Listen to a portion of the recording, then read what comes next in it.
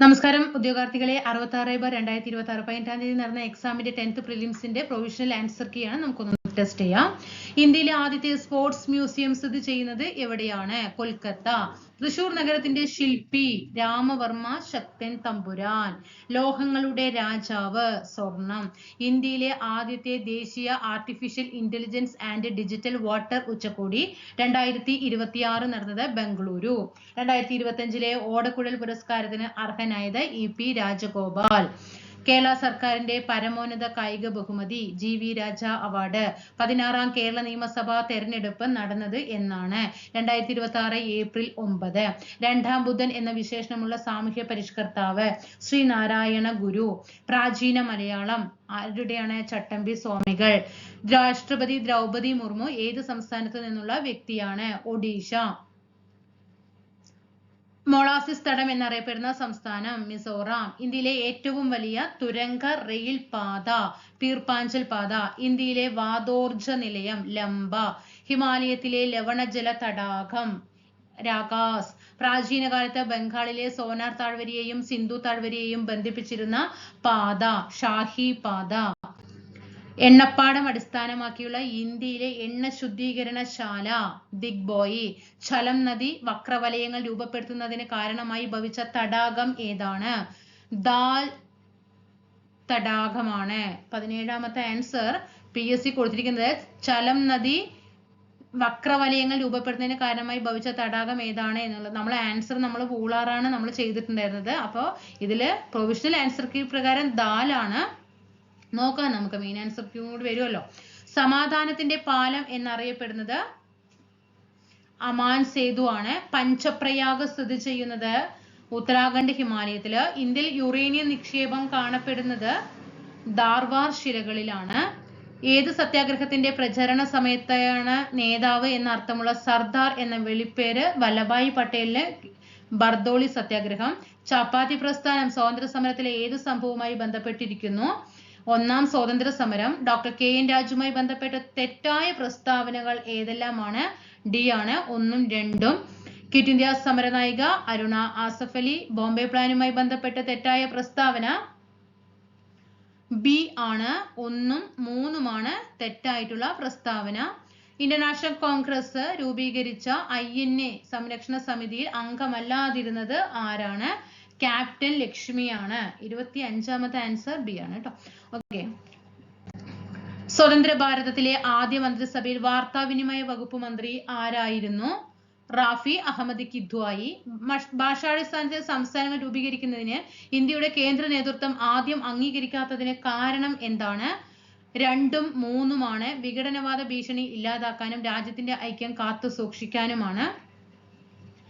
2, 3 കേട്ടോ. 1939 നടന്ന അഖിലേന്ത്യാ നാട്ടുരാജ്യ പ്രജാ സമ്മേളനവുമായി ബന്ധപ്പെട്ട ശരിയായ പ്രസ്താവനകൾ ഏതെല്ലാമാണ്? 29 A ആണ്. 1ഉം 2ഉമാണ്. താഴെ പറയുന്നവരിൽ കേന്ദ്രീകൃത ആസൂത്രണത്തിന്റെ വിമർശകനായിരുന്ന വ്യക്തിയാണ് C രാജഗോപാലാചാരി. ചൂഷണത്തിൽ നിന്നും മോചനം നേടാനുള്ള അവകാശങ്ങൾ ഇതുമായി ബന്ധപ്പെട്ട ശരിയായ പ്രസ്താവന ഏതാണ്? 2ഉം 4ഉമാണ്. സ്ത്രീകൾക്കും കുട്ടികൾക്കും പ്രത്യേകം സംരക്ഷണം ഉറപ്പാക്കുന്നു. മൗലികാവകാശം സ്ഥാപിച്ചു കിട്ടുന്നു. ഇന്ത്യയുടെ ഭരണഘടന പ്രകാരം ഓരോ ഇന്ത്യൻ പൗരന്റെയും മൗലിക കർത്തവ്യങ്ങളിൽ ഉൾപ്പെടുന്നവ തെരഞ്ഞെടുത്ത് എഴുതുക. D ആണ്. എല്ലാം ശരിയായ പ്രസ്താവനയാണ്. 1ഉം 2ഉം 3ഉം 4ഉം. ഭരണഘടനയുടെ ഭാഗം 4 പ്രതിപാദിക്കുന്നത് എന്തിനെ കുറിച്ചിട്ടാണ്? 33 B ആണ്. മാർഗനിർദ്ദേശക B ആണ് ആൻസർ. ഏതാണ്? 3 മൗലിക കർത്തവ്യങ്ങളാണ്. 4 മാർഗനിർദ്ദേശക തത്വങ്ങൾ. വാദിക്കാനും ജയിക്കാനുമല്ല അറിയാനും അറിയിക്കാനുമാണ് എന്ന പ്രഖ്യാപനത്തോടെ ശ്രീനാരായണ ഗുരു സർവമത സമ്മേളനം വിളിച്ചു ചേർത്തത് എവിടെയാണ്? 34 C ആണ്. ആലുവ. ആത്മവിദ്യാസംഘം സ്ഥാപിച്ചത് വാഗ്ഭടാനന്ദൻ. അന്തർദേശീയ തലത്തിൽ പ്രശസ്തി നേടിയ മനുഷ്യാവകാശ സംഘടനകളിൽ ഉൾപ്പെടാത്തത് ഏതാണ്? A ആണ്. Citizen four democracy. വിവരാവകാശ കമ്മീഷനുമായി ബന്ധപ്പെട്ട് തെറ്റായ പ്രസ്താവന ഏതാണ്? C ആണ്. 3ഉം 4ഉം തെറ്റായ പ്രസ്താവനയാണ്. ഒരിക്കലും ഇവിടെ വെളിപ്പെടുത്തില്ല കേട്ടോ. ഇവിടെ വിവരങ്ങൾ ഒരിക്കലും വെളിപ്പെടുത്തില്ല. മനുഷ്യാവകാശ കമ്മീഷന്റെ അധികാരങ്ങളിൽ ഉൾപ്പെടുന്നത് ഏതെല്ലാം? 38 D ആണ്. എല്ലാം വരും കേട്ടോ. 1ഉം 2ഉം 3ഉം 4ഉം വരും. ഭരണഘടനാ നിർമ്മാണ സഭ ഔദ്യോഗികമായി ഇന്ത്യയുടെ ദേശീയ പതാക അംഗീകരിച്ച ദിവസം 1947 ജൂലൈ 22. സംസ്ഥാനത്തെ മുഖ്യ വിവരാവകാശ കമ്മീഷണർ വി ഹരിനായർ. കേരളത്തിലെ ആദ്യത്തെ ഇക്കോ ടൂറിസം പദ്ധതി തെന്മല. തട്ടേക്കാട് പക്ഷി സങ്കേതം എറണാകുളം ജില്ലയിലാണ്. കേരളത്തിലെ ഏറ്റവും നീളം കൂടിയ നദി പെരിയാറ്. അഞ്ചുവണ്ണം എന്നാൽ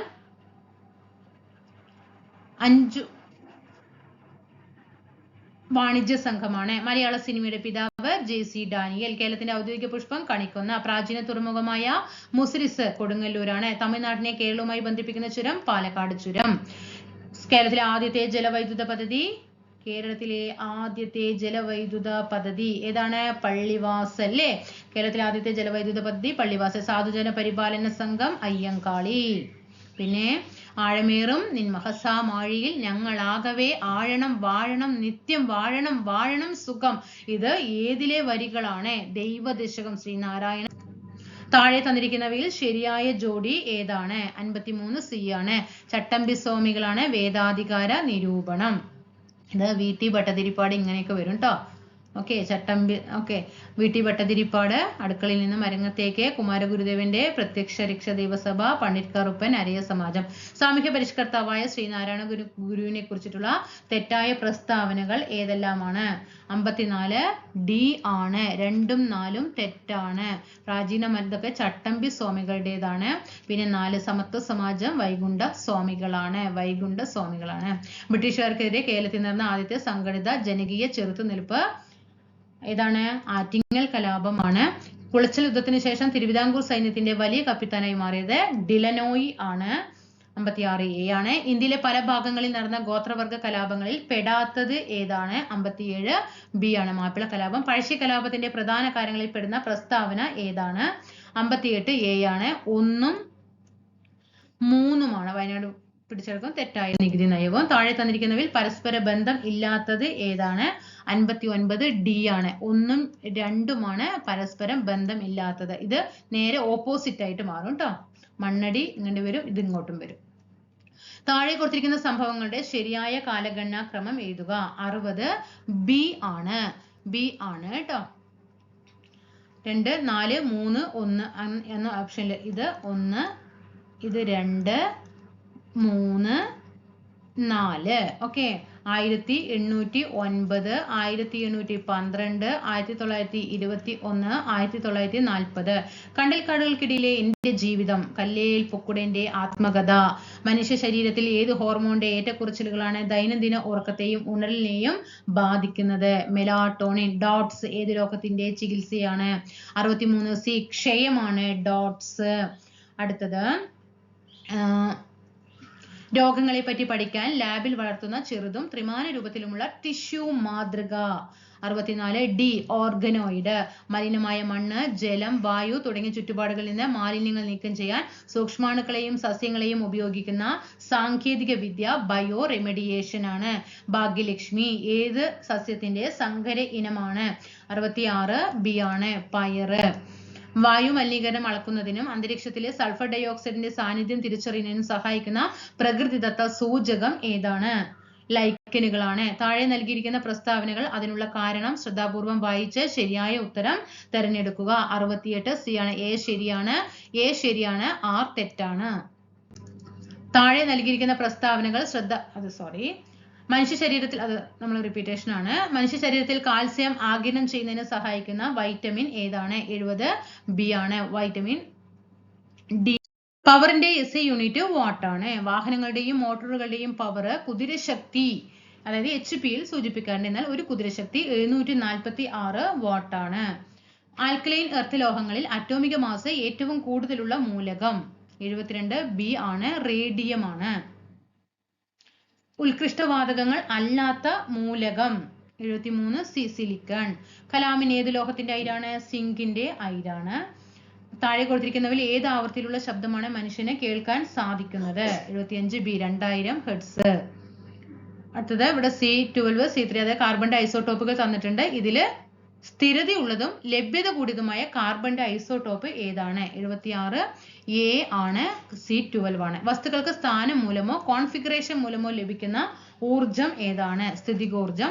ജലത്തിന്റെ സാന്ദ്രത ഏറ്റവും അധികമാകുന്ന താപനില ഏതാണ്? 40 ഡിഗ്രി സെൽഷ്യസ് ആണ്. ഏതാണ് പ്രകൃതിദത്ത പോളിമർ എന്ന് പറയുന്നത്? ബി ആണ്.